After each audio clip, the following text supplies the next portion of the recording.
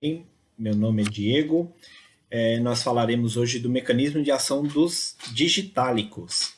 Bom, os digitálicos são uma classe de metabólitos secundários, tá? Produzidos pelas plantas.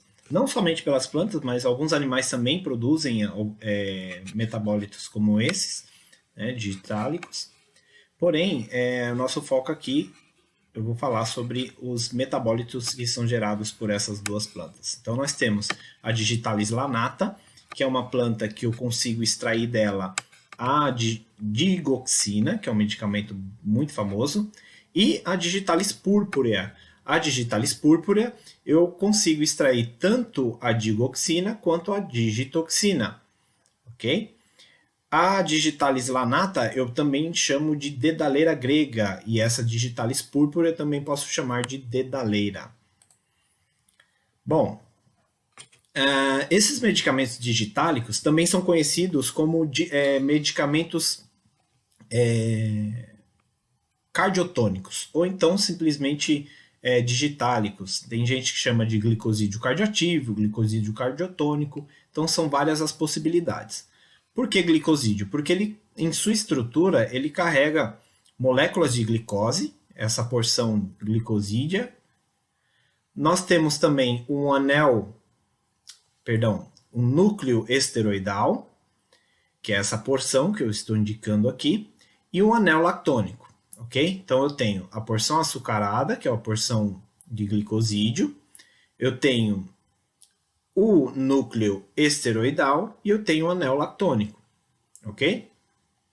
Qual que é a diferença da digoxina para a digitoxina? Notem que eles possuem tanto o anel lactônico quanto o núcleo esteroidal, ele também possui a porção açucarada, porém, eu tenho uma leve diferença, a presença da hidroxila no carbono 12. Então, você tem uma ligação de um grupo hidroxila no carbono 12, na digoxina, onde nós não encontramos na digitoxina, ok? Então essa é a diferença dessas duas moléculas.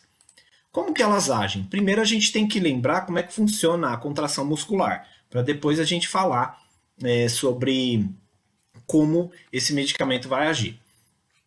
Bom, a fibra muscular ela se contrai basicamente com a presença de cálcio, mas como o cálcio chega até a fibra muscular?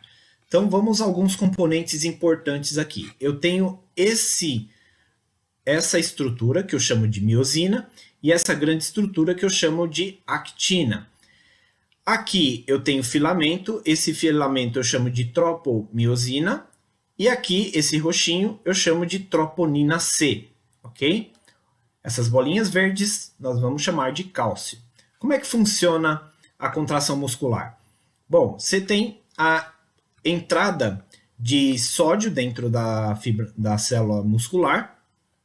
Uma vez que o sódio entra, ele começa a carregar a membrana de cargas positivas. O sódio ele tem carga positiva, portanto ele carrega essa membrana com cargas positivas.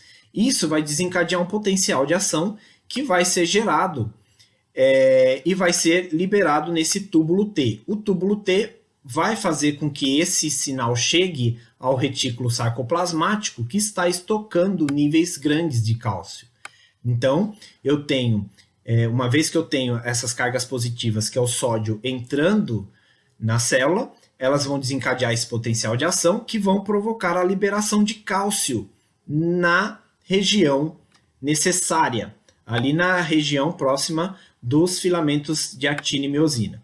Então, uma vez que o cálcio chega ali, ele se liga à troponina C, e essa troponina C ela muda de conformação, liberando o sítio de ligação juntamente com a tropomiosina. A tropomiosina ela está bloqueando esse sítio de ligação da fibra muscular. E uma vez que o cálcio se liga na troponina C, a troponina C muda de conformação, provocando mudança também conformacional da tropomiosina. E uma vez que a tropomiosina libera esse sítio, a miosina consegue se ligar à actina. E aí ela promove aquela contração muscular.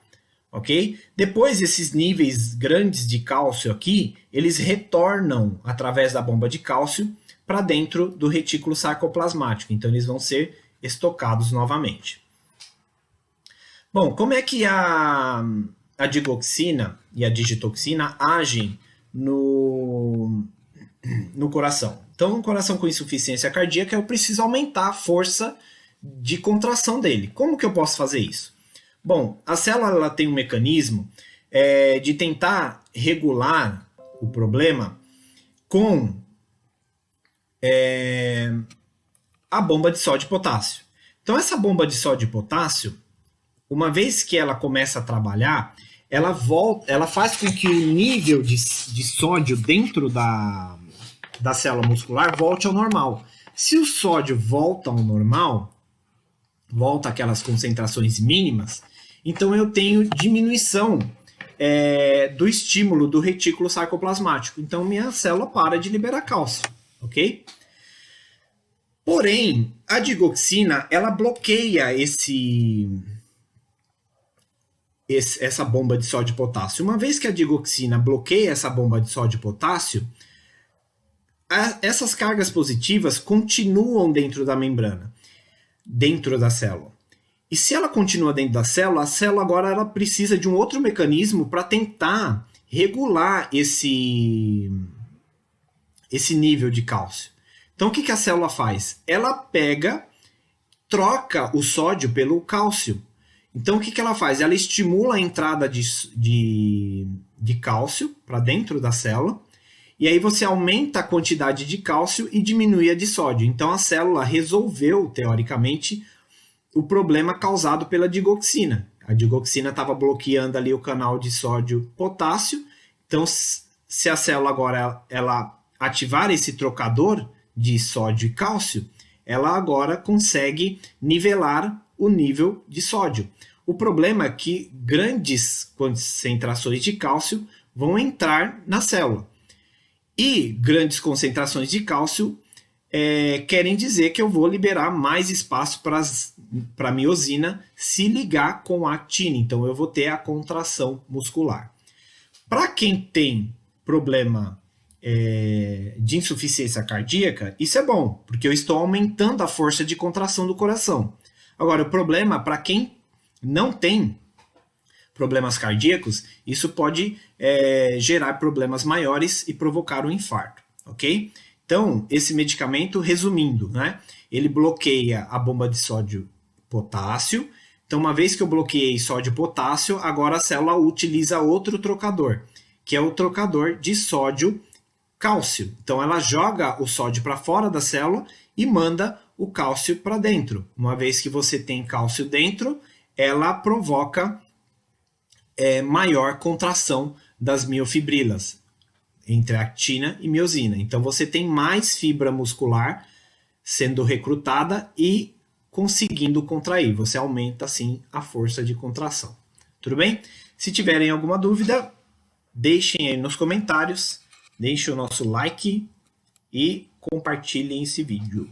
Ok, pessoal? Muito obrigado.